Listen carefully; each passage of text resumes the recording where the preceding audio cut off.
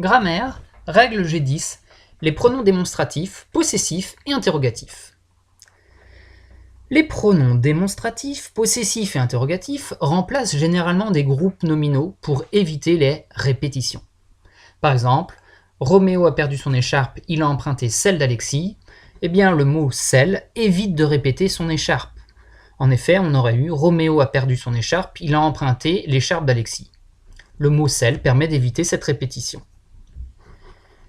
Le pronom démonstratif désigne quelqu'un ou quelque chose que l'on peut montrer. Par exemple, je préfère celui-ci, ou qui a déjà été présenté. Par exemple, ces chaussures, ce sont celles que l'on vient d'acheter. Le pronom possessif, lui, remplace un groupe nominal précédé d'un déterminant possessif et renvoie à la personne désignée. Par exemple, j'ai perdu mon écharpe, prête-moi la tienne.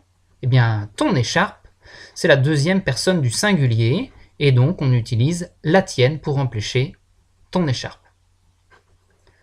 Il y a aussi les pronoms interrogatifs qui s'emploient dans des phrases interrogatives. Qui m'a écrit? Lequel d'entre vous m'écrira? Qui et lequel sont des pronoms interrogatifs. On les utilise dans les phrases interrogatives, les questions.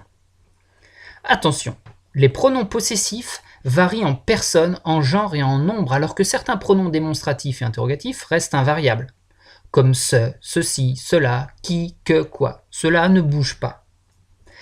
Alors, retiens bien, il existe des pronoms démonstratifs qui servent à montrer quelque chose qui a déjà été présenté. Par exemple, celle, celui-ci. Il existe les pronoms possessifs qui remplacent un groupe nominal. Par exemple, la mienne, la tienne, la sienne. Et il existe les pronoms interrogatifs qui servent dans les questions. Par exemple, les mots qui et lequel.